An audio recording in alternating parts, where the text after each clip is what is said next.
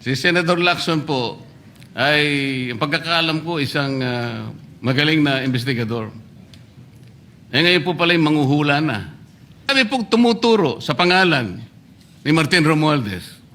Inimbita po ninyo, hindi dumating, nakiusap ako, naimbitahan uli. Ang sabi po ninyo sa magitan ng inyong interview, kung pupunta siya rito, welcome. Kung hindi siya pupunta, wala tayong magagawa because of inter-parliamentary courtesy. Mr. President, hindi po karaniwang pagnanakaw ang nangyari sa kasaysayan ng ating bansa. Hindi po ba ninyo naiisip, mismong kabang bayan ang tumagilid pagkatapos magtatago kayo sa prinsipyo o doktrina ng inter-parliamentary courtesy? Kung ako po ang chairman ng Blue Ribbon Committee, Mr. Chair, Mr. President, hindi ko po igagalang interparliamentary immunity sapagkat ang pinag-uusapan dito ay interes ng mamamayan. Huwag po tayong magtago kung saan-saan. Sinabi po ninyo, Mr. President, Senator Lacson, yung Apostille Convention. Hindi pa pinahayag po ninyo sa isang pag-i-interview ninyo na kung si saldi ko lamang ay makakuha ng isang subscribe statement, kahit sa Zoom lang, ipatatawag namin siya.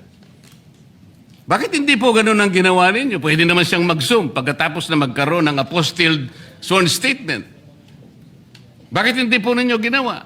Meron naman pong Zoom eh. Natatakot yung tao. Nanganganib ang kanyang buhay. At palagay ko naman, nanganganib nga talaga. Iniintay pa po ninyo na humarap sa inyo? Pwede naman ang Zoom eh. Kung talagang gusto nyong tuntunin ang lahat ng mga ebidensya na dapat nating puntahan. Ito po yung pinupunto ng aking privilege speech kahapon. Hindi ko nga po alam na kapag ako po ang magdi-deliver ng privilege speech, Mr. President, palagi po kayong nawawala. Kasi nga, nasa bandang huli na po ako eh. Pero kung talagang gusto nyo lamang, alam nyo naman, nasa agenda po natin kung sino po ang tatayo para mag-deliver ng privilege speech eh. Ayaw ko pong isipin na sinasadya ninyo. Ngunit narinig naman po ninyo eh. Mr. President, pagkatapos isasama yung Kalayaan Island Group, ano po ba talagang pinag-uusapan natin dito? Yung kapakanan ng bayan, pinipilit po niyong pinagtatanggol ko ang China. Sa March 12 po, Mr. President, Senator Lacson, sana po may panahon kayo sapagkat ipinatawag ko sa magitan ng isang resolution at ito po ay alam na ni Senator Erwin. Pinatawag ko po ang NAMRIA, pinatawag ko po ang Philippine Coast Guard, Philippine Navy, ang DFA, pinatawag ko rin po si Justice Carpio at saka yung professor sa UP. At kung sino man po ang interesado, pero once and for all, malaman po natin dito kung sino ang sinungaling, kung sino ang makatsina, kung sino ang naggagaling-galingan at nagpapanggap na expert in international law. Sana po, Senator Lacson, nandun po kayo. Mr. President, may we hear from the chairman of the Foreign Relations Committee because his name was mentioned. May I just confirm if indeed he will call for a hearing and invite those people mentioned, Mr. President? With due respect. Well, as requested, if you would like to respond, Senator Erwin Tulfo. Thank you, Mr. Chair. This morning, I have received a letter from the Department of Foreign Affairs citing that they cannot attend, including NAMRIA, Mr. Chair, and we have already written to the various chiefs of staff of the members of the Committee on Foreign Affairs. They cited, including NAMRIA, that they cannot attend because of the fact that it is a matter of national security, Mr. President. And I also have a copy that will be sent to your office, Mr. President. The reason given by NAMRIA, the Armed Forces of the Philippines, and the Department of Foreign Affairs, Mr. President. In other words, Mr. President, the gentleman from Pampanga and Tarlac is confirming something that is not confirmed. Mr. President, that is too much of a statement. Kausap ko pa lamang ang chairman at kaming dalawa po nagkakausap at niremind pa nga ako yung mga nakarang araw na March 12, okay ka na.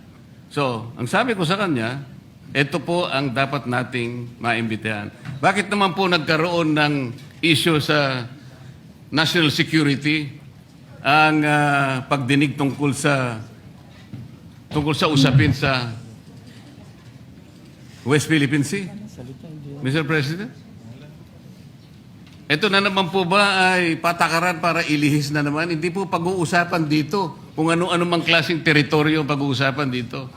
Ang pag-uusapan lang natin ay yung masigalot na pinalalaki nila at hindi nila maintindihan na walang kamatay ang West Philippine Sea. Nakalagay po kasi sa Administrative Order number 29, dated 2012, Mr. President. 14 na taon nang nakararaan, minanduhan mismo ang NAMRIA at ang DFA na mag-submit ng mapa at mga charts sa opisina ng United Nations General as UN Secretary General at inotify ang lahat ng international organizations katulad ng IHO. Ano po bang ibig sabihin nun, Mr. President? Alam po ba ito ni Senator Lacson, yung Administrative Order number 29?